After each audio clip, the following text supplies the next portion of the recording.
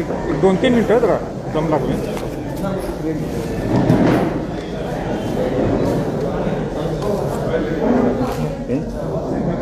चष्मा कुठे?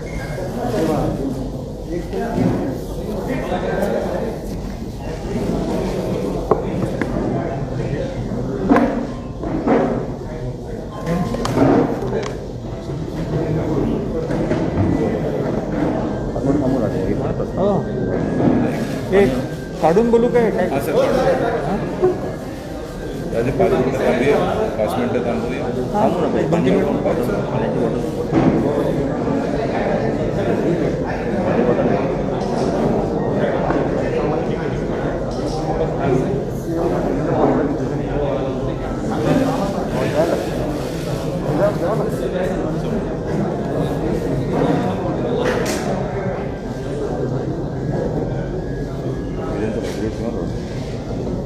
टेम्पो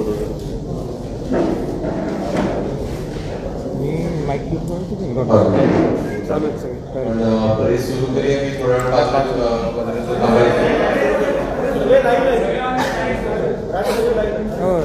पाणी पाणी मागा जरा चालत आलो.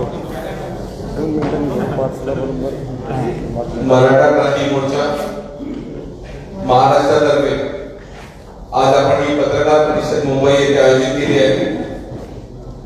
छत्रपती राजे संभाजीराजे यांनी मागचे 15 ते 20 दिवस ज्या दिवसापासून या सुप्रीम कोर्टामध्ये मराठा आरक्षणाला स्थगिती मिळाली त्या दिवसापासून ते आजपर्यंत महाराष्ट्र फक्त संपूर्ण महाराष्ट्राचा दौरा करत आहे आणि त्यानंतर पत्रकारांशी संवाद करण्यासाठी आज इथे मुंबईत आलेले आहेत. महाराजांच्या ज्या मागच्या 8 ते 15 दिवसामध्ये जर आपण भूमिका बघितली असेल तर दिवस रात्र न बघता फक्त मराठा समाजाचा आणि मराठा समाजाचा प्रश्न सोडवण्यासाठी महाराष्ट्राभर गाव आणि तालुका जिल्ह्यासकट महाराष्ट्र संपूर्ण ठिकाणी फिरले. सर्व कार्यकर्त्यांनी आज महाराष्ट्रातले सर्व समन्वयक इथे आलेले आहेत एक मोठी महाराजांना पाठिंबा देण्यासाठी की यापुढची लढाई जी असेल महाराज आता निकालीची लढाई असेल कारण आम्ही सर्वच काही गमावले आता जे काय आहे ते जिंकण्यासाठी करायचे आणि त्यासाठी आज पत्रकार परिषद आज आपण इथे मुंबईमध्ये भरवली. ज्या पद्धतीने राज्य सरकारने मराठा समाजाच्या आरक्षणाची जो खेळखंडोबा केला राज्यांनी केंद्रावरती सांगायला टाकायचं केंद्राने राज्यावरती टाकायचं आणि सर्वात मराठा केला तो माझा सामान्य मराठा. इतकी वाईट इतकी दयनीय परिस्थिती या महाराष्ट्रामध्ये मराठा समाजाची ह्याच्या अगोदर कधीही झाली नव्हती आणि ज्या पद्धतीने राज्यकर्ते आपल्या राजकारणामध्ये मशहूर झालेले आहेत त्यावेळी कोणीतरी उभं राहून मराठा समाजाच्या पाठीमागे उभं राहणं आवश्यक होतं आणि राजे पहिल्यांदा पुढे आले आणि सांगितलं की मराठा समाजासाठी यापुढे काही असेल तर हे छत्रपती संभाजीराजे तुमच्यासाठी असतील आणि त्यांना पाठिंबा देण्यासाठी संपूर्ण राज्यातलं समन्वयक सर्व जमलेले आहेत. तुम्ही बघू शकता प्रत्येक जिल्ह्यातून तालुक्यातून आलेले सर्व समन्वयक इथे आहेत. काही लोक कोविडच्या कारणास्तव येऊ शकले नाहीत काहींना आम्ही सांगितलं येऊ नका कारण परिस्थिती देखील गंभीर आहे. या परिस्थितीमध्ये पुन्हा आक्रमण करायचं आहे ते पण स्वकीयांवरती आपल्या सरकारवरती सरकारच्या विरुद्ध जायचंय. राज्य सरकार केंद्र सरकार आमच्याच मागण्या मान्य करण्यासाठी आम्हाला भीक मागावी लागते. इतकी दयनीय अवस्था या महाराष्ट्रामध्ये करून ठेवली आणि त्याला चोख उत्तर आम्ही येत्या काळामध्ये देणार आहोत. आज सर्व तुम्ही प्रतिनिधी इथे आलेले आहात सर्वजण आता महाराष्ट्र या देशभर आज या पत्रकार परिषदेकडे लक्ष देत आहे. होणाऱ्या भूमिकेसाठी आणि जी भूमिका राज्य सांगतील त्याप्रमाणे चालण्यासाठी आम्ही इथे सर्व कार्यकर्ते तत्पर आहोत. सर्व लोकांनी एकत्रित येऊन पुढचा लढा देणं आवश्यक आहे आणि त्यासाठी आज ही मुंबईमध्ये पत्रकार परिषद आज आपण घेतलेली आहे. मी पुन्हा एकदा सर्वांना विनंती करतो की मी राजेंकडे याच्या पुढे सर्व सूत्र राजेंकडे जमा देतो आणि राजेंनी पत्रकार परिषदेला सुरुवात करावी अशी मी विनंती करतो. जय भवानी जय श्री. माईक घ्या करेल तो पण ठेवायचा माईक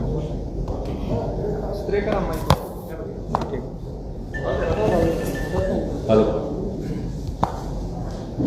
जर आवाज येतो ना माईक घेऊनच बोला काय ठीक आहे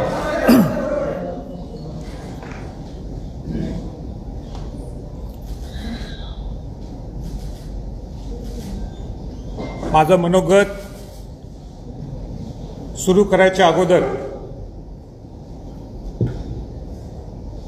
मी स्पष्टपणे सांगू इच्छितो, सकल मराठा समाजाच्या वतीनं मी बोलतोय, आम्ही कुठल्याही पक्षाच्या विरोधात मराठा समाजाचा सुद्धा समावेश होता आणि या मराठा समाजाला अन्याय आज होतोय त्यासाठी माझा लढा आहे. मला सांगायचंय की 1917ला राजश्री छत्रपती शाहू महाराज खामगावला गेले होते. विदर्भामध्ये मराठा शिक्षण परिषद होती त्यावेळी. तेव्हा 1900 वतीनं मी त्यांचा शिपाई आहे आणि शिपाई गडी म्हणून मी आज इथं तुमच्या समोर आलो. मला स्पष्ट सगळ्या बंधू भगिनींना सांगायचं आहे, मराठा समाजातल्या लोकांना, की जस्टिस गायकवाडांचा अहवाल हा अवैध ठरलाय. आपला कायदा हा रद्द झालाय. आपण एसीबीसी मध्ये मोडत नाहीत. आता आपण सामाजिक मागास राहिलो नाहीये हे स्पष्टत्व आपल्याला समजायला पाहिजे. सर्वोच्च न्यायालयाने आपल्याला फॉरवर्ड क्लास, डॉमिनेटिंग क्लास असं संबोधलं गेलं.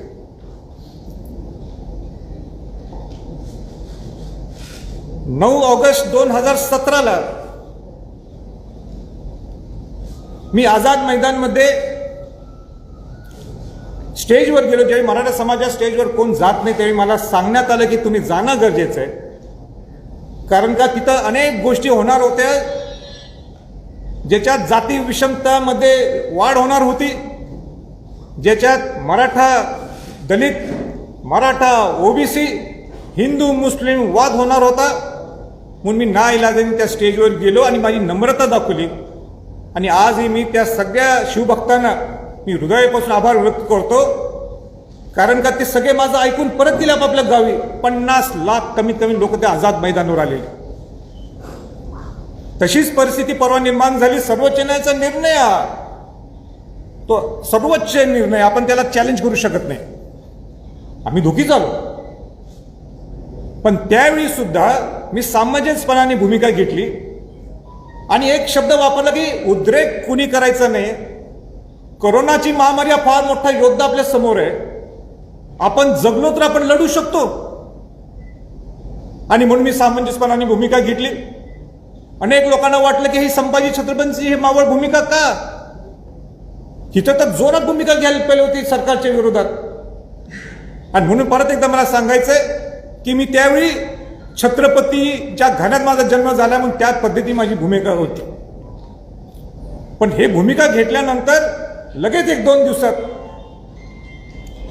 या पक्षातल्या त्या पक्षातल्या लोकांचे आरोप, ह्याचा आरोप वेगळा, त्यांचा आरोप वेगळा, हा यांच्यावर बोट दाखवतो, ते तो त्यांच्यावर बोट दाखवतो. सत्ताधारी म्हणतात की पूर्वीचा कायदा खराब होता म्हणून ही परिस्थिती निर्माण झाली. विरोधातले आता लोक म्हणतात की ह्यांनी बाजू बरोबर मांडली नाही म्हणून आमचं नुकसान झालं. आमच्या सगळ्या समाजातल्या लोकांना तुमच्या भांडणात काही घेणं देणं नाहीये. आम्हाला एकच घेणं देणं आहे, ते मराठा समाजाला तुम्ही न्याय मिळवून द्या. जो न्याय शिवाजी महाराजांनी मिळवून दिला, तो न्याय शाहू महाराजांनी मिळवून दिला, तो न्याय मिळवून आम्हाला द्या. बाकीचं आम्हाला काही घेणं देणं नाही. हीच भूमिका होती आमची. तुम्ही आजही लोकांना वेटीस धरू नका. तुम्ही खासदार, आमदार, मंत्री आहेत ना माझ्या सकट, आपण समाजाला काय देऊ शकतो. समाजाला वेटीस धरू नका. त्यांनी दाखवले त्यांच्या भावना काय 58 मार्चमध्ये. आणि कशा लोकांना आणतात रस्त्यावर. ह्यांचा हाल करायचा ह्या सगळ्या समन्वयकांचा. मी तयार आहे, मी स्वतःला हाल करून गेला, पण बाकी या लोकांना का हाल. खासदार आमदारांची जबाबदारी आहे. आणि म्हणून त्या दिवशी मी नाशिकमध्ये, जी माझी भूमिका नाहीये, माझा मूळ स्वभाव नाहीये, मी आक्रमक होतो. अनेक लोकांना आवडलं, अनेक लोकांना म्हटलं हे काय असं चाललंय यांचं. आक्रमक हे मी माझ्यासाठी नव्हतो. मी अस्वस्थ झालो. हे सरकार आणि सरकारच्या बाहेरमधले लोक, विरोधातले लोक हे असे कसे वागायला लागलेत? समाजाला न्याय द्या, पर्याय द्या, ही माझी भूमिका होती. आणि म्हणून पूर्ण आम्ही समाजातल्या सगळ्या लोकांनी ठरवलं की राजे, मला म्हटले तुम्ही महाराष्ट्राचा दौरा करा, समजून घ्या. तिथं आम्ही गाड्या अभ्यासकांना भेटलो, इतिहास आपल्या कायदे तज्ज्ञांना भेटलो. पूर्ण महाराष्ट्रात दौरा 3-4 दिवसात जेवढं होईल अजून मी करणार आहे. उद्या प्रकाश आंबेडकरांना सुद्धा भेटणार आहे. अनेक लोकांच्या सगळ्यांना भेटीगाठी सुरू केल्या, भावना समजून घेतल्या. इतके दुःखी आहेत या प्रसंगी, इतके दुःखी आहेत समाजातले लोक, अस्वस्थ आहेत. वेळ प्रसंगी कायदा सुद्धा हातात घेतील अशी परिस्थिती आहे. आज माझ्यामुळे सगळे शांत आहेत. मग मी त्यांना अशांत करू, त्यांना सांगू चला उतरा रस्त्यावर, ही भूमिका घ्यायची का? मी आम्हाला सुद्धा आक्रमक होते येते ना आक्रमक करायला, पण ही वेळ आहे का? किती वर्ष, किती म्हणजे किती वर्ष आपण त्यांना लोकांना त्याचा यूज करायचं? मला सांगा, हे जे मोठे 30% जे श्रीमंत वर्ग आहेत समाजातले, मराठा समाजात, ते येतात का रस्त्यावर? कोण नाही. हे 70%च गरीब माणूस येतो. ह्याच्या पुढे नाही चालणार आणि चालून देणार नाही आम्ही, कोणच चालून देणार नाही. म्हणून पर्याय काय ती द्यायला पाहिजे. आणि मी आपल्याला सांगतो, मी म्हटलं होतं त्यावेळी, मी म्हणजे जे सगळे कायदे तज्ज्ञ असतील, आमच्यातले जे हुशार लोक असतील, या सगळ्यांनी 3 पर्याय काढलेले आहेत. पण आमच्याकडं काय अशी काही यंत्रणा नाही आहे की फार कायदे तज्ज्ञ आमच्याकडे, जेवढं शक्य आम्ही ते केलेलं आहे. आता मुख्यमंत्र्यांची माझी ती चर्चा झालीच. तिथं अटॉर्नी जनरल कुंभकोणीशी बोललो, अशोकराज चव्हाण होते, सगळ्यांना सांगले हे 3 पर्याय. देवेंद्रजींना सकाळी बोललो पर्याय, त्यांना सुद्धा सांगले 3 पर्याय. आता कोण नाही म्हणतात मी बघतो, आणि त्यांनी मान्य केले. ते बंधूंना तुम्हाला मुद्दाम सांगायचं, मी मगाशी प्रेसला सांगितले, सगळ्यांनी ते पर्याय मान्य केले. सत्तेतले लोकांनी सुद्धा आणि जे विरोधी पक्षातले सुद्धा. बघा, मार्क माय वर्ड्स, जे मी सांगितलेत पर्याय ते त्यांनी मान्य केले, आणि त्याच्यानंतर काही बदलले तर जबाबदार तेच असतील. तर मी पर्याय वाचून दाखवतो. तसं मी ऑफेंडच बोलतो, पण शक्यतो वाचून दाखवतो. त्यांनी जस्टिस भोसलेंची समिती स्थापन केलेली आहे. 31 तारीख डेडलाईन त्यांना त्यांनी दिलेली आहे. कारण का 4 तारखेला जर त्यांना रिव्ह्यू पिटिशन फाईल करायचं असेल तर 4 तारीख आहे. पण कोविडच्यामुळं ती तारीख पुढे गेलेली आहे. म्हणून मी त्यांना सांगितलं की गडबड करू नका. जे काही तुमचा रिपोर्ट आहे तर फुल प्रूफ, उद्या परत म्हणाल नको की हे राहिलं ते राहिलं. नेहमी मी सूचना देतोय, नेहमी सारखी कारण त्यांना सांगतो बाबा हे दुरुस्त करा, पण नाही ऐकलं ते. आता मला कोणाची चुका काढायची नाही. आपला पर्याय काय त्याच्यावर आपण लक्ष केंद्रित करायचं. तर पहिला पर्याय हा म्हणजे तुम्ही रिव्ह्यू पिटिशन फाईल करायला पाहिजे. ती रिव्ह्यू पिटिशन फाईल करताना मी सांगितलं ती उगाच लोकांना दाखवण्यासाठी नको, फॉर्मॅलिटी म्हणून फुल प्रूफ आम्हाला पाहिजे. रिव्ह्यू पिटिशन हा पहिला पर्याय राज्य सरकारचा आहे, हे राज्य सरकारचा पर्याय. दुसरा पर्याय, जर का रिव्ह्यू पिटिशन आपण धरू, जर ते टिकलं नाही तर आपल्याला दुसरा पर्याय आहे हा क्युरेटिव्ह पिटिशन, जो अवघड आहे, अपवादात्मक परिस्थिती ते करावा लागतो. तो लास्ट हे आहे, शेवटचा तो असतो जो राज्य सरकार करू शकते. पण तिथं सुद्धा तयारी असल्याशिवाय तुम्ही पुढे जाऊ शकणार नाही. राज्याकडे हे 2च पर्याय आहेत ह्या मिनिटाला. चौथा एक पर्याय आहे त्यांचा, किंबहुना तिसरा, ते तिसरा मी नंतर येतो. पण हे 2 पर्याय त्यांच्या हातातले. रिव्ह्यू पिटिशन, ते नाही टिकलं तर क्युरेटिव्ह पिटिशन. आता जो सेंट्रल गव्हर्नमेंटकडं आपण हा विषय जाऊ शकतो, म्हणजे मी जे मनापासून मागापासून म्हणायला लागले किंवा या 2-1 महिन्यात म्हणायला लागले, ही जबाबदारी राज्याची आणि केंद्राची आहे, दोघांची आहे. माझं तुझं करून काय उपयोग नाही आहे. आपल्याला इथं नवरा बायको म्हणूनच राहायचंय. जो सरकारमध्ये आहे तो आणि जो सरकारमध्ये नाही तो, आपल्याला एकत्रच राहायचंय, एका कुटुंबातच राहायचंय. जर मराठा समाजाला न्याय द्यायचा असेल, तुम्हाला एका कुटुंबासारखं वागावं लागणार, आवडो की न आवडो. आणि त्याच्यासाठी मी आहे, त्यासाठी मी आहे. किंवा ते छत्रपती घराण्याचा वेटो वापरू. तर वेटो म्हणजे काय पूर्वीसारखा वेटो नाहीये. आता वेटो म्हणजे काय गोड बोलून सगळ्यांनी एकत्र आणणे हा वेटो आहे. तर तिसरा पर्याय काय आहे की 342A आर्टिकलच्या 342A माध्यमातून तुम्हाला आपलं प्रपोजल हे सेंटरकडे देऊ शकता. ते कसं देऊ शकता? राज्यपालांच्या माध्यमातून. आता राज्यपालांना हे भेटले, पण राज्यपालांना नुसतं भेटून काही उपयोग नाहीये, पत्र देऊन उपयोग नाहीये. राज्यपालांना ज्यावेळी तुम्हाला भेटायचं आहे तर तुम्हाला पूर्ण डाटा हा उभा करावा लागणार. परत त्याला 5-6 महिने लागतील कमीत कमी. जस्टिस गायकवाड अहवालामध्ये काय त्रुटी असतील त्या त्रुटीवर अभ्यास करावा लागेल. वेळ पडलीच तर मला वाटते, मला ते टेक्निकली चुकत असं मी तिथं आयोग उभा करायला लागेल. आयोग आहेच वाटते, पण ते जे असेल ते.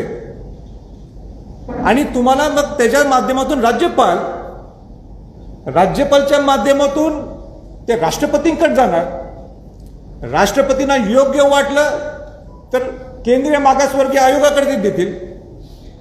केंद्रीय मागासवर्गीयांना आयोग योग्य वाटलं तर पार्लमेंटला ते सेंट्रल लिस्टमध्ये ते वाढवण्यासाठी तो विषय जाईल. हा 342A आहे. आता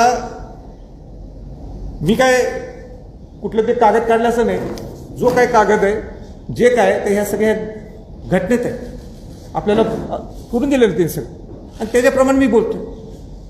विरोधी पक्षनेते कायदे तज्ज्ञ आहेत ते स्वतः, ते सुद्धा नाकारू शकत नाही. म्हणून मी मगाशी म्हटलं की केंद्र सगळे आम्ही खासदार असो किंवा आणि कोण हे हात झटकू शकत नाही, राज्यातले लोक हात झटकू शकत नाही. आता सगळ्यात महत्वाचा जो मुद्दा आहे, अनेक लोकांची इच्छा आहे की मी क्लिअर करून टाकतो की ओबीसी मध्ये आपण जाऊ. आता ओबीसी मध्ये जायचं असेल, सगळ्यांना आपापलं स्वातंत्र्य आहे, आपापलं मत मांडण्यासाठी स्वातंत्र्य आहे. मराठा सेवा संघाचे अध्यक्ष पुरुषोत्तम खेडेकरजी हे नेहमी हा विषय मांडतात, अनेक लोक मांडतात. त्याचबरोबर हरिभाऊ राठोड ओबीसीचे ज्येष्ठ नेते, माजी खासदार, ते सुद्धा हा विषय नेहमी ते मांडत असतात. आता हा ओबीसी मध्ये नवीन प्रवर्ग तयार करून देता येऊ शकतो का, हे मी नाही सांगणार, हे सरकारने सांगायचं. हे पूर्वीच्या सरकारच्या लोकांनी सांगायचं. ज्येष्ठ नेते शरद पवारजींनी सांगायचं, उद्धवजींनी सांगायचं, विरोधी पक्ष नेते देवेंद्रजींनी सांगायचं, समितीचे अध्यक्ष अशोकरावजींनी सांगायचं. सगळ्या गोष्टी आम्हीच सांगायच्या का? ते केव्हा बोलणार? स्पष्ट त्यांनी सुद्धा बोलावं, बोलायला समाजाला काय खरी परिस्थिती आहे. आम्हीच बोलायचं. मी बोला ते आत्ताच बोलू शकतो, पण तुम्ही बोला, स्पष्ट करा, शेवट ठेवू नका. आता मी म्हटलं अगोदर, मी म्हटलं ना आता आम्ही सामाजिक मागास राहिलो नाही, तर ठीक आहे. पण माझी भूमिका मी सांगतो. मी शिवाजी महाराजांचा, शाहू महाराजांचा वंशज आहे. शाहू महाराजांनी बहुजन समाजाला पहिलं आरक्षण दिलं. वंचितांना आरक्षण मिळावं ही मी या मताचा आहे. वंचितांना आरक्षण हे मिळावं, वंचितांना सगळ्या शिक्षणातल्या, नोकरीतल्या सुविधा मिळाव्यात. कुठलेही वंचित असतील ते बहुजन समाजातले, त्यांना सगळ्यांना मिळावं. गोडी गुलाबीने राहायला पाहिजे हा बहुजन समाज, हे माझं मत आहे. बाकीचं त्यांचं ते बघतो. बाबासाहेब आंबेडकरांची सुद्धा एक संकल्पना होती आरक्षणाच्या बाबतीत की मराठा समाजाला सुद्धा आरक्षण मिळावं, आणि म्हणून त्यांनी राज्यघटनेत हे सगळं घटित केलं होतं. मी स्वतः 102च्या घटनाच्या दुरुस्तीत मी स्वतः तिथं मी बोलून दाखवलं की 1967 पर्यंत मराठा समाजाला इंटरमिडिएट क्लास कम्युनिटी मध्ये सेंट्रल लिस्टमध्ये आपल्याला ओबीसीत आरक्षण मिळत होतं 1967 पर्यंत. 68 नंतर ते का काढलं, का कालेकर समिती आली आणि मग बाकीच्या समित्याला अहवाल हे बाकीच्या जे आयोग आले, तर तो त्यांचा प्रश्न आहे, मी काही बोलू शकत नाही. पण माझं भाषण आजही तुम्हाला युट्यूबवर पाहायला मिळेल. आरक्षणच्या पुढे जाऊ आपण जरा. मी मगाशी उद्धवजी ठाकरेंना बोललो, मुख्यमंत्र्यांच्या कानावर. मी काय कानावर घातलं? आज सरकार तुमचं आहे, बरोबर आहे ना? तुमचं सरकार असताना तुम्हाला थोड्या गोष्टी वर केंद्रात जायच्या नाहीत ना? मान्य आहे. जे तुमच्या हातातल्या त्या गोष्टी तर तुम्ही करू शकता ना. तर पहिली गोष्टी आहे, 5 गोष्टी मी काढल्या, अशी नाही तर उगाच 15ची लिस्ट मी काढली नाही. भरपूर आहेत आपल्या मागण्या. आपण 5 जणांची लिस्ट काढलेली आहे. कुठली लिस्ट काढली आहे? पहिलं, नंबर 1, की ज्या 2185 आपण म्हणतो किंवा जास्त सुद्धा असतील, पण सर्वोच्च न्यायालय काय म्हणते? 9 सप्टेंबर 2020च्या अगोदर ज्यांच्या नियुक्त्या झाल्यात त्यांना रुजू करून घ्या. का थांबलाय? जस्टिस भोसलेंचा अहवाल ह्याचा त्याचा काय संबंध आहे? डायरेक्ट सर्वोच्च न्यायालयाने डायरेक्ट सूचना केल्यात, इन्स्ट्रक्शन्स दिलेत. Why wait? का थांबायचं? आपण देऊन टाका ना तुम्ही. 2185 आपण म्हणतो, पण माझं काय म्हणणं आहे, जे काय असतील 9 सप्टेंबर 2020च्या अगोदर देऊन टाका. का खेळ करताय समाजाच्या बरोबर? ओ बिचारे लोक, म्हणजे आता काय सांगू, मी या दौऱ्यात मी बघितलं, लोक नुसते असे रडत होते. एक तर म्हटलं मी एमफिल झालोय आणि मी आता आंब्याचा व्यवसाय करायला, आंब्याचा व्यवसाय म्हणजे ते हातगाडी घेऊन कशाला डॉक्टरेट करायची? संपतील ना, आयुष्य संपायला लागले त्या लोकांचं. न्याय द्या या गरीब मराठ्यांच्यावर.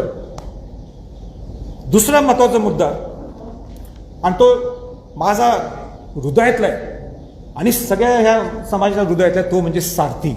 शाहू महाराजांच्या नावाने उभा केलेली सारथी संस्था आहे. काय अवस्था करून टाकली त्याची? म्हणजे तुम्ही जर सारथी जर इम्प्लिमेंट केली चांगल्या पद्धतीने, स्वायत्त देऊन, वेळ प्रसंगी, मी तुम्हाला सांगतो, आरक्षणापेक्षा भारी पडेल ती. बघा, माझं मोठं स्टेटमेंट आहे. आरक्षण आपल्या हक्काचं आहे. आरक्षणापेक्षाही जास्त उपयोगी तुम्हाला सारथी पडेल. तुम्ही ग्रामीण भागातल्या लोकांना घडवणार आहे त्या सारथीच्या माध्यमातून. उपमुख्यमंत्री म्हटले जागा दिली आम्ही, द्यायलाच पाहिजे ना तुम्ही जागा. नुसतं जागा देऊन होणार नाहीये. आणि स्वायत्ता म्हणजे नुसतं एकदा 9 माणसं ठेवलेत नाही. ज्याला त्या सारथी, ज्याला समाजातलं काय समजते, जो ग्राउंड लेवलचं काम करतो, जिने आपलं आयुष्य समाजासाठी दिले, त्यांना त्या समितीत घ्या. अधिकारी घेतलेत सगळे IAS अधिकारी, थोडे रिटायर्ड आहेत. काय करणार त्यांना? काय घेणे देणे समाजाशी? समाजासाठी तुम्ही काढले ना, मग समाजात माणसं घ्या ना, 2-3 चांगले माणसं. तुम्ही पत्रकार मला उद्या म्हणा तुम्ही हा विषय घ्यायला, बहुतेक तुम्हाला अध्यक्षपदाची इच्छा आहे. अजिबात नकोय बाबा मला. चांगले लोक घ्या. हा माझा आहे. सारथीसाठी कमीत कमीत 1000 कोटी रुपये तुम्ही द्यायला पाहिजे. 1000 कोटी बनणार आता कोविडच्या माध्यमातून, कुठं आणायचे पैसे?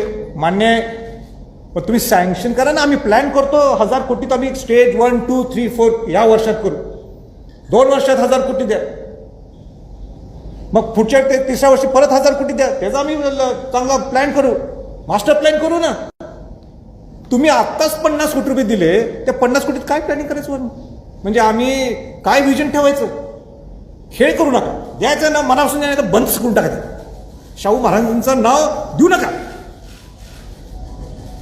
कशाला शाहू महाराजांचं नाव ठेवायचं? बघ, कशाला मला त्या कार्यक्रमाला अध्यक्ष म्हणून बोलवायचं? मग त्यावेळी ते सरकार असेल. खेळ नको, बस झालं. तिसरा महत्वाचा मुद्दा आहे अण्णासाहेब महामंडळ. अण्णासाहेब महामंडळ, ज्याच्यातनं गरीब मराठ्यांना तुम्ही उद्योग उभा करून देऊ शकता. आज तुम्ही लिमिट दिले 10 लाख. काय होणार आहे 10 लाखात? त्यांचं 25 लाख करा. बरं, काय ती मागं काढायला पाहिजे की तो जर ज्यावेळी कर्ज काढायला जातो तो म्हणतात मॉर्गेज द्या. अहो, यांच्याकडे जमिनीच नाही, ही मॉर्गेज देणार कुठनं? कशाला मग 25 लाख करून उपयोग आहे? ह्याच्यासाठी समिती उभा करा. काय त्याचा अभ्यास व्हायला पाहिजे. म्हणजे किती बोलायचं आम्ही, आता मी थकलोय. म्हणून अण्णासाहेब पाटील महामंडळाचं सुद्धा परत त्याची उभारणी व्हायला पाहिजे, हे मी सुद्धा मुख्यमंत्र्यांच्या कानावर घातलेलं आहे. तिसरा, वसतिगृह तुमच्या हातातले. दर जिल्ह्यात वसतिगृह उभा करा ना. तुम्हाला या आरक्षणाच्या ह्याच्यासाठी 6 महिने लागतील, वर्ष लागेल, 1.5 वर्ष लागेल, माहित नाही. काय माहित नाही आपल्याला. 6 महिन्यानंतर म्हणणार लोक विसरले. पण हे तर तुमच्या हातात, हे द्या ना तुम्ही वसतिगृह. दर जिल्ह्यात एक वसतिगृह द्या. एक उदाहरण सांगायचं म्हणजे सोलापूरला वसतिगृह तुम्ही अलॉट केले. इथं आले सोलापूरचे समन्वयक माऊली पवार, विचारा कुठे आहेत का इथं आले? हात वर करा कोणा. त्यांना विचारा. अलॉट केले पण इश्यूज नाही केलं. हे काय चाललंय? एक मराठा समाजासाठी एक वेगळी समिती स्थापन करा ना. आमच्यासारखे लोक घ्या त्याच्यात, आम्ही सहकार्य करू तुम्हाला. आणि सगळ्यात महत्वाचं त्या 4 मधला 5वा मुद्दा तो म्हणजे मला सांगा, एक 30% आमच्या श्रीमंत लोक सोडून द्या, 70% गरीब मराठा समाज आहे का नाही? त्या बिचारांची चूक काय? त्या बहुजन समाजातल्या लोकांना इथं तुम्ही सवलती देता, ओबीसी समाज लोकांना सवलती देता का नाही सवलती? का ते गरीब आहेत, ते वंचित आहे, त्यांना द्यायला पाहिजे आपण. मी त्याच्या फॉर आहे, मी शाहूंचा वंश द्यायलाच लावणार, मी त्यांच्यावर अन्याय होऊन देणार नाही. पण मराठा समाज सुद्धा या बहुजनाचा एक घटक आहे. ज्या ओबीसी प्रमाणे ज्या ओबीसीच्या लोकांना सवलती मिळतात त्या मराठा समाजातल्या लोकांना सुद्धा शिक्षणाच्या सवलती द्या ना तुम्ही. किती सोप्या त्या गोष्टी, काय अवघड आहे? 4-5 गोष्टी सांगितल्या, 15-20 सांगितले नाहीत मी. म्हणून मी आज स्पष्ट सांगायचंय मुख्यमंत्री महोदयांना, 6 जून हा राज्याभिषेक सोहळा आहे. काय असतं राज्याभिषेक सोहळ्याला? काय झालं? शिवाजी महाराज हे छत्रपती झाले. शिवाजी महाराज काय झाले? छत्रपती झाले. शिवाजी महाराजांचा राज्याभिषेक 6 जूनला झाला. शिवाजी महाराजांनी शपथ घेतली, माझं स्वराज्य हे सुराज्य व्हावं. आणि म्हणून मी आज या प्रेस कॉन्फरन्सच्या माध्यमातून सांगतो, जर 6 जून पर्यंत ह्याच्यावर जर काय निकाल लागला नाही या 5 गोष्टीवर, आमची आंदोलनाची भूमिका त्या रायगडवरनच होणार.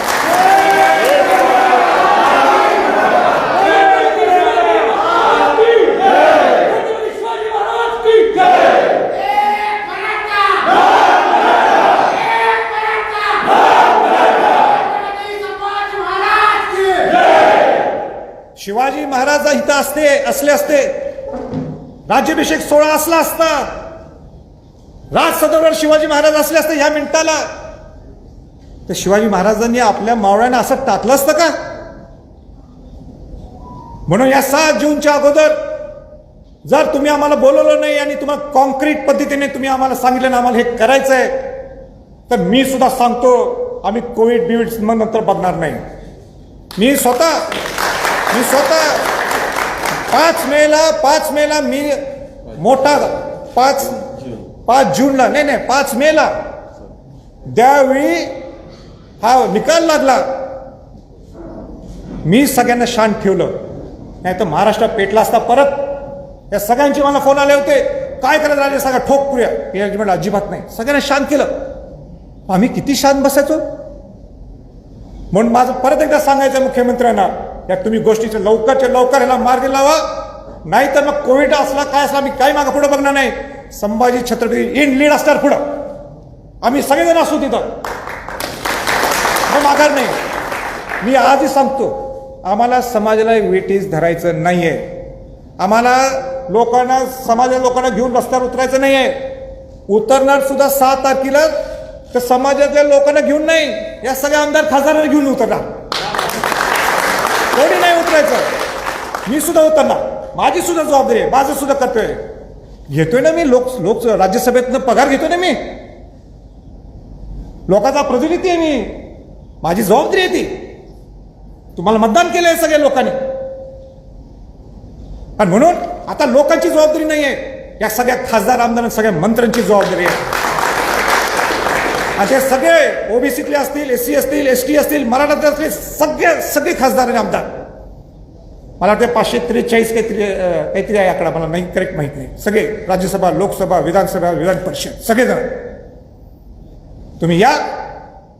मी सगळ्या खासदार आमदारांना मनापासून स्वागत करेन, मनापासून त्यांचा आदर करेन, पण मनापासून यायला पाहिजे. पत्र देऊन नुसतं चालणार नाही. दुसरी माझी मागणी आहे की 2 दिवसाचं कमीत कमी इथं अधिवेशन व्हायला पाहिजे, मराठा समाजावर चर्चा व्हायला पाहिजे. आणि अधिवेशन कशासाठी? हा चुकला की तो चुकला नाही, समाजासाठी तुम्ही काय करणार ह्याच्यासाठी अधिवेशन. आम्ही वर बसतो गेलो, कोण आमदार म्हणायला लागला हा चुकलाय तो चुकलाय, ह्याचीच हे म्हणजे सत्तेतला हा माणूस चुकलाय, हा विरोधातला हा चुकलाय, हे असलं तर आम्ही वरनं चालून देणार नाही.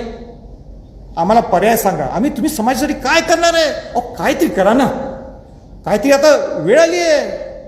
आता सांगू नका या समाजाचं आम्हाला मतदानच नकोय, हे समाजच नकोय, हा मराठा समाज म्हणजे असंच आहे म्हणून टाका माहिती धाडस असली तर, मग बघतो आम्ही काय करायचं. आणि दुसरं माझं एक सगळ्या खासदारांना आव्हान आहे. 342A 342 ह्याचा अभ्यास मलाच आत्ता झालाय, म्हणजे सगळ्याच खासदारांना माहिती असं नाही आहे. म्हणून दिल्लीला 9 ऑगस्ट हा क्रांती दिन आहे. किंबहुना आणि कुठला चांगला दिवस असेल तर तो त्या दिवशी सगळ्या महाराष्ट्रातल्या खासदारांना मी निमंत्रित करणार आहे, सगळ्यांच्या वतीनं, सकल मराठा समाजाच्या वतीनं. सगळ्या मुख्यमंत्र्यांना, विरोधी पक्ष नेत्यांना सुद्धा आमंत्रित करणार आहे. आणि गोलमेज परिषद ही दिल्लीत पहिल्यांदा होणार. गोलमेज परिषद आपण नुसतं ऐकलं हे महाराष्ट्रात, पण आता गोलमेज परिषद दिल्लीत होणार आहे. आम्हाला कुठल्याही पार्टीच्या विरोधात नाही आहे, आम्हाला जागृत करायचं असेल तुम्ही आमच्याबरोबर या ना, आम्ही तुमच्याबरोबरच आहोत. शेवटी आपण एकत्रच राहतो, सुखानेच नांदायचं आपल्याला. पण आम्हाला मराठा समाजात तुच्छ लिखू नका, नुसतं पत्र देऊन होणार नाही. आता वेळ आली आहे प्लॅन ऑफ ॲक्शन व्हायला पाहिजे. मला वाटते सगळं मी भरपूर बोललोय, पण मला फार चिंतित आहे, मी फार डिस्टर्ब्ड आहे. डिस्टर्ब ह्याच्यासाठी आहे, आपण जर हा अहवाल पाहिला, आता मी हे उघडत नाही आहे, हा 700 काय 800-900 पानाचा अहवाल आहे. त्या पान नंबर कुठलं तरी आहे मला लक्षात नाही. त्याच्यात प्रोपोर्शन टू पॉप्युलेशन म्हणून आहे. हे प्रोपोर्शन टू पॉप्युलेशन म्हणजे काय? तुमच्या लोकसंख्येच्या प्रोपोर्शन प्रमाणे तुम्हाला आरक्षण दिलं जातं. उदाहरण, मराठा समाज ह्याचं प्रेझेंटेशन उदाहरण आपण एक धरू शिक्षणासाठी. एक शिक्षणाचा एक बिंदू ग्रेड बी आहे का ग्रेड सी आहे मला माहीत नाही, त्याला 17% मिळालं. 17% मिळालं, 17%ने सीट्स मिळाले. 100%मध्ये 17% सीट्स त्यांना मिळाल्या, बरोबर आहे. पण मराठा समाज किती आहे? 30% आहे. म्हणून मग काय करायला पाहिजे? 13%च्या सीट्स, 13%चं रिझर्वेशन द्यायला पाहिजे, आरक्षण द्यायला पाहिजे. म्हणजे ते प्रोपोर्शन टू पॉप्युलेशन होते. आणि हे केव्हापासून चालू आहे? आज नाही, स्वातंत्र्यापासून चालू आहे. आज ह्याचं आरक्षण कुठलं, तामिळनाडूचं आरक्षण जे आहे, जे 69 का 79%, 69% ते त्याप्रमाणेच आहे. इतर बाकीच्या राज्यात जे 50%च्या वर गेले त्याप्रमाणेच सगळं मान्य. सर्वोच्च न्यायालयाचा निकाल आम्हाला मान्य. पण सर्वोच्च न्यायालयाने काय केलं माहिती आहे का? सर्वोच्च न्यायालयाचा निकाल आम्ही आदर करतो, पण इतिहासात पहिल्यांदा त्यांनी ते प्रेसिडेन्स घेतलं नाही, त्यांनी नवीन फॉर्म्युला काढला. ठीक आहे, त्यांचं सर्वोच्च न्यायालयाची काहीतरी पद्धत असेल, पॅटर्न असेल, मला माहीत नाही. त्यांनी काय केलं? प्रोपोर्शन टू पॉप्युलेशन बघितलं नाही. त्यांनी सांगितलं तुमचे 52% जे मराठा समाजाचं आरक्षण जे आहे ते SC ST OBCचं, त्याच्यात मराठा समाजाने यायचं नाही, मान्य आहे. तुमचं राहते 48%. त्या 48% तुम्ही आता ह्याच्यात किती दिसतंय तुमचं? 30%, 32%, 31%. तुम्हाला ॲडव्होकेट रिप्रेझेंटेशन ऑलरेडी मिळायला लागलेलं आहे. तुम्हाला काय द्यायचं आम्ही? 16-4 मध्ये तुम्ही बसूच शकत नाही. ठीक आहे, मान्य. पण मला भीती काय आहे? मी बहुजनाचं नेतृत्व करतो. बहुजन समाजात शाहू महाराजांनी जे बहुजनाला एक चालना दिली, त्या बहुजनांचं मी पद्धतीने चालतो. उद्या NCBC ज्यावेळी नोटिफिकेशन होणार राष्ट्रपतीचं, ज्यावेळी राष्ट्रपती नोटिफाय करतील, NCBC म्हणजे केंद्रीय मागासवर्गीय आयोगाला नोटिफाय करतील, त्यावेळी राज्याला सुद्धा सांगावं लागणार आहे की प्रोपोर्शन नाही, तुमचे ॲडव्होकेट रिप्रेझेंटेशन जे आहे 52% मध्ये कुठल्या कुठल्या जातीचं आहे. आणि त्यावेळी मी तुम्हाला सांगतो, अनेक ओबीसीतल्या अनेक या सगळ्या बाकीच्या पोटजाती जे काय असतील यातला उडणारच. मी बहुजनाचं नेतृत्व करतो, नुसतं मराठ्यांचं नाही आहे, मी बहुजनाचा घटक आहे. मला फार चिंता आहे, म्हणून मी आज हा विषय सगळ्यांच्या पुढं मांडलाय. सगळे जे कायदे तज्ज्ञ आहेत महाराष्ट्रातले त्यांनी याचा अभ्यास करावा माझी विनंती आहे. नाहीतर फार मोठा फटका आहे आपल्या बहुजन समाजातल्या लोकांना. आम्हाला तर बसलाय, मराठा समाज लोकांना बसलायच, पण बहुजन समाजाच्या लोकांना फार मोठा फटका बसणार आहे अशी माझी सगळ्यांना विनंती आहे. आपण त्याच्यात आत्मचिंतन सर्वांनी करावं. आणि माझं संपवायच्या अगोदर मला सगळ्या समन्वयकांना सांगायचं आहे, मी सगळ्यांना अंगावर घेतलं. मला माहिती आहे माझं राजकीय आणि सामाजिक नुकसान होणार आहे. मी कोणाला घाबरत नाही आहे, पण माझं नुकसान होणार आहे मला माहिती आहे. का केलं मी? या शिवाजी महाराज, शाहू महाराजांच्या आयडिओलॉजीसाठी, या गरीब मराठा समाजासाठी. म्हणून काय माझं चुकलं असलं तर केव्हा ते सांभाळून घ्या. मला एवढंच माझी सगळ्यांना विनंती आहे.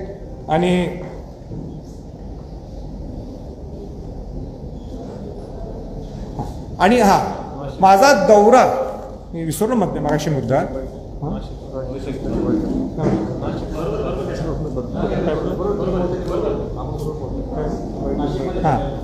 आणि मी आज सगळ्यांना भेटलो. कोणाला भेटलो? मुख्यमंत्र्यांना भेटलो, विरोधी पक्षनेत्यांना भेटलो,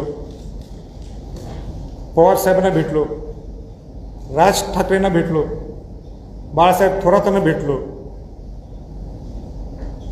आपले अशोकराव चव्हाणांना भेटलो, उद्या प्रकाश आंबेडकरांना भेटणार आहे. हे कशासाठी? कोणासाठी? माझी त्यांना हात जोडून विनंती आहे, त्या समाजाला फेकू नका बाहेर. या एकदा एकत्र, या एकत्र. माझे हात जोडून विनंती आहे. छत्रपती घराण्यातला एक वंशज म्हणून तुम्हाला हात जोडून विनंती आहे. बरेच लोक सगळे मान सन्मानाचं बोलायला लागलेत. मी जरा बघायला लागले, राजांचा मान सन्मान, माझा मान सन्मान गेलं खड्ड्यात. या मराठा समाजासाठी तुमचा मान सन्मान बाजूला टाकून तुम्ही या बाकी श्रीमंत नाही, या 70% गरीब मराठासाठी एकत्र या. माझी सगळ्या नेत्या लोकांना आग्रह धरून माझी विनंती आहे. आणि एवढंच बोलतो, मी थांबतो. तुम्हाला काय प्रश्न आहेत आपण विचारू.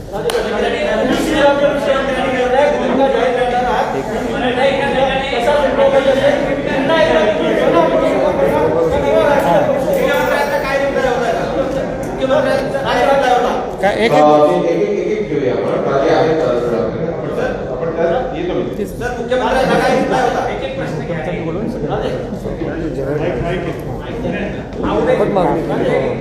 आणि एक मिनिट, मगाशी ते विषय राहिला. लवकरच्या लवकर मी जे बोललो पण त्याला जोडून एक वाक्य राहिलं की मुख्यमंत्र्यांनी सगळ्या प्रमुख नेत्यांना पत्र पाठवा ताबडतोब. आणि तुम्ही एक लवकरच्या लवकर सर्व पक्षीय बैठक बोलवा, आम्हाला तिथं बोलवा आणि आमचे सगळे विषय सांगा. तुम्ही शिवराज्याभिषेक दिली, निर्णायक भूमिका जाहीर करण्याचं म्हटले नाही. ही निर्णायक भूमिका पुन्हा एकदा जन आंदोलन स्वरूपातील असेल का नवा राजकीय पक्ष सुरू करण्यात तुमचे दोन वेगळे प्रश्न आहेत. जी भूमिका आहे आम्हाला घ्यायची 6 जूनला आंदोलनाची, ती घेऊन यायची आमची इच्छा आहे. तुम्ही लवकर बोलवा, मला विषय क्लोज करून टाकू आपण. हे 5चा विषय ते तुम्ही. आणि दुसरा काय म्हटलं पक्ष त्याच्याशी कनेक्टेड राजकीय पक्ष.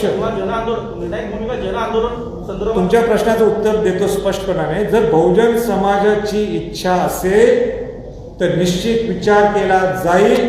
पण आज विषय हा मराठा समाजाचा आहे. आपल्याला मराठा समाजाला न्याय कसा देता येईल हे आम्हाला सगळ्या पुढाऱ्यांनी आम्हाला सांगा.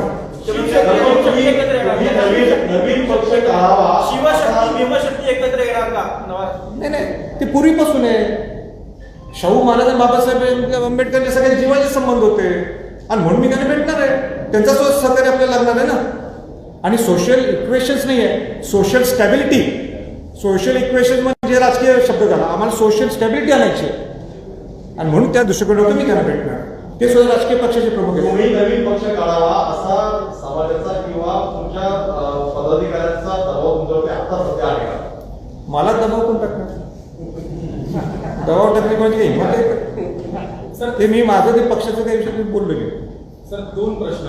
एक यामध्ये तुम्ही म्हणताय की राजकीय पक्षाचं गरज असेल तर राजकीय काढू, पण आता इतर कुठल्या पक्षाकडून अशी काही नेतृत्व करावी खास करून मराठा आरक्षणासंदर्भात किंवा खासदार असतील आमदार असतील तुम्ही म्हणताय की सगळ्यांना एकत्र घेऊन जाऊ, तर काही दबाव तंत्र खास करून राजीनाम्याचं दबाव तंत्र या संदर्भात वापरलं जाईल का जर सहानुभूती निकाल झाला नाही किंवा सहकार्य कसं झालं नाही? नाही, हे बघा, ते पक्षाचा विषय जो काही तुम्ही तो बोललो तो मी सोलापूरला सुद्धा बोललोय आणि मला तो औरंगाबादला सुद्धा बोललोय. जो राजीनाम्याचा विषय आहे ना, जर काय सकल मराठा समाजाला च्या माध्यमातून आणि आपल्याला जर आरक्षण मिळत असेल, राजीनामा देऊन आता देतो, उद्या सुद्धा कशाला मिळणार काय आरक्षण? पण तुम्ही उलट मला सांगायचं आहे निमित्ताने, खासदार झाल्यापासून कुठल्या पुढारीने जे काम केले नाही ते मी करू दाखवले. दोनच कामं सांगतो. शिवाजी महाराजांची जयंती आजपर्यंत भारताच्या इतिहासात दिल्लीत झाली नाही.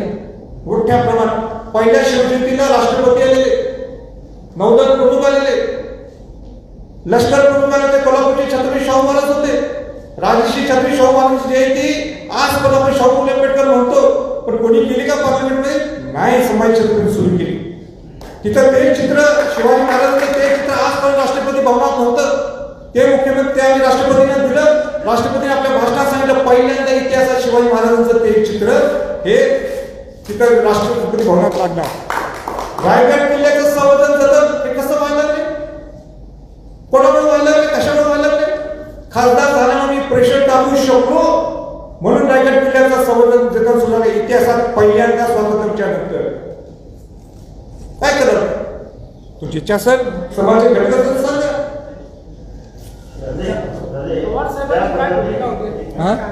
काय पवार साहेबांची माझी सविस्तर चर्चा झाली. त्यांना सुद्धा सांगितलं, त्यांना सुद्धा हे 2-3 मुद्दे पटलेले, ते सुद्धा या लाईनीत जाणार आहेत. पण नुसतं पटणं हा भाग वेगळा आहे. ज्यावेळी मुख्यमंत्री उद्धवजी ठाकरे ते क्रॉस पार्टी जे मिटिंग बोलवते त्यावेळी पवार साहेबांनी सुद्धा त्या मिटिंगला यायला पाहिजे. हे माझं आग्रहाचं निमंत्रण त्यांना आहे असं मी त्याला कालच सूचित केलं. या प्रश्नावर सर्वांनी एकत्र यावं तुमची इच्छा आहे. सध्या राज्याचे राजकारण सुरू आहे.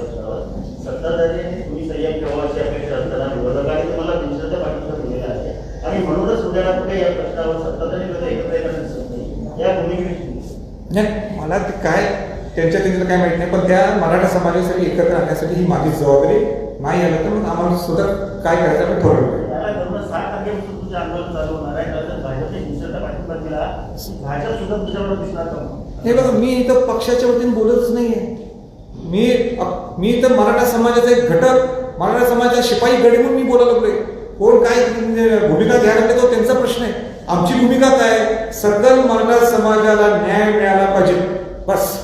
ज्या गायकवाड कमिशनच्या आधारावर मराठा समाजाला आरक्षण मिळालं होतं ते गायकवाड कमिशन सर्वोच्च न्यायालयाने नाकारलेले. त्यामुळे ते कमिशन तयार करण्यासाठी त्यावेळेस पुढे जरी कमी पडलं होतं का ते कमिशन व्यवस्थित सर्वोच्च न्यायालयात माझ्या संदर्भात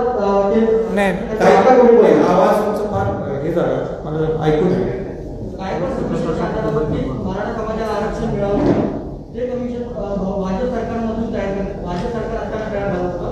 मात्र सर्वोच्च न्यायालयामध्ये ज्यावेळेस कमिशन नाकारण्यात महाविकास आघाडी सरकार होतं, दोन्ही सरकार कुठे कमी. नाही, म्हणूनच मी म्हटलं नाही.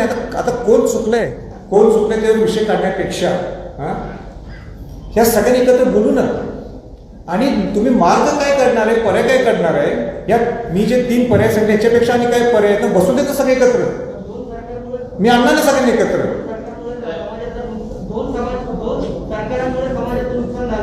हो, झालेच ना. आज समाज किती अस्वस्थ झाले. तुम्ही मला सांगा, ज्यांनी 58 मोर्चे काढले, रस्त्यावर आले, परत त्यांना रस्त्यावर आले, यांच्या दोघांचे भांडण काय परवडणार? कोणाला जर आता इथं माझ्या इथं 5-6 मुली आहेत, त्यांचे वडील वाहतात, एखादा ड्रायव्हर वारलाय, इथं उभा करून मी दाखवू शकतो. परत आपल्याला या कोरोनाची सेकंड वेव्ह झालेली आहे, काही संपली नाही आहे, थर्ड वेव्ह सुद्धा येऊ शकते. पहिल्यांदा आपण जगू आणि मग लढू. म्हणून या माझ्या पक्षातल्या सगळ्यांना विनंती आहे की तुम्हाला आंदोलन करायचं आहे ना, तर या लोकांना वेटीस धरू नका. तुम्ही काय मार्ग काढू शकता हे सांगा. खासदार आमदार आपण एकत्र येऊ आणि मार्ग काढू. माझा एक प्रश्न असा आहे, दोन प्रश्न आहेत महत्त्वाचे, की एकीकडे तुम्ही आंदोलनाची तयारी किंवा इशारा देता, तर दुसरीकडे तुमचा एक गट जो आहे त्या आंदोलनाची तयारी त्यांनी केलेली आहे 5 तारखेला, त्याची समजूत कशी हाती जाणार आहे. आणि दुसरा प्रश्न की तुम्ही सगळ्यांच्या भेटीगाठी घेत असताना सत्ताधारी आणि विरोधक तुमच्यावरती टीका करतात. नारायणांनी काय टीका केली की 3 टन शरद पवारांचं सरकार होतं, त्यांना मराठा आरक्षण देता आलं नाही, त्यातही तुम्ही राष्ट्रपतीची भेट घेऊन काय मिळणार आहे असा प्रश्न उपस्थित केला. तर दुसरं, भाजप कुठेतरी शिवसेनेने आरोप केला आहे की भाजप राजेंचा वापर करतं या सगळ्या गोष्टींसाठी. या ठिकाणी पण तसं तुम्ही पाहताय आणि होणारं तुमचं राजकारण आहे याच्यातून मराठ्यांना नेमकं काय मिळालं. हे बघा, ज्यांचं पहिलं नाव घेतलं काहीतरी तुम्ही जवळपास तर काय मी त्याचं नाव घ्या, काहीतरी आपलं तुमच्या मनात येते म्हणून बोलतो. म्हणजे सोबत नाही मला बोला, मी ऐकलं तुमचा प्रश्न. त्यांचं काय क्षण नाव घेतं वगैरे, म्हणजे मला सुद्धा त्याच्यावर एक 10 सेकंड घालणं सुद्धा मला चुकीचं वाटतं. हा, नारायण राणेंच्या बद्दल तुम्ही बोलला ना, राणे साहेब हे माजी मुख्यमंत्री आहेत, हे नारायण राणे समितीचे अध्यक्ष आहेत, त्यांना मी नेहमी आदर करतो. त्याने इथं येताना त्यांना सुद्धा मी फोन केला होता की मी सगळ्यांना भेटणार, तर तुम्हाला सुद्धा मला भेटायचं आहे. पण ते म्हणजे मी सिंधुदुर्ग आहे म्हणून मी भेटू शकत नाही, पण मी चुकणार नाही. आणि तिसरं म्हटलं की कोणती तुमचा वापर करून घेईल, मी संभाजी छत्रपती आहे, माझा कोण वापर करून घेणार, मग कशाला त्या घरात जन्म व्हायचं, कशाला जन्म घ्यायचं त्या घरात. काहीतरी ज्या घरात जन्म घेतला काहीतरी स्वाभिमान आहे ना आमचा. आणि कोण ज्या दिवशी घेईल ना तुम्ही मला सांगा, मग मी तुला होतं.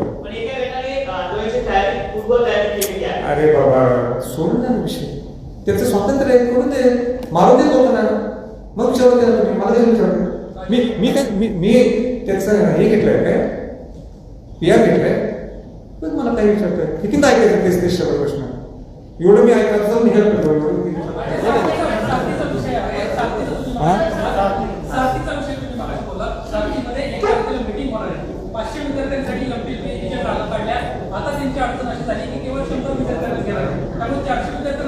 नाही, तुमचा सगळे साथीचे विषय मी त्यांना सांगितले, मुख्यमंत्र्यांना नोट करून मी तुम्हाला देणार आहे.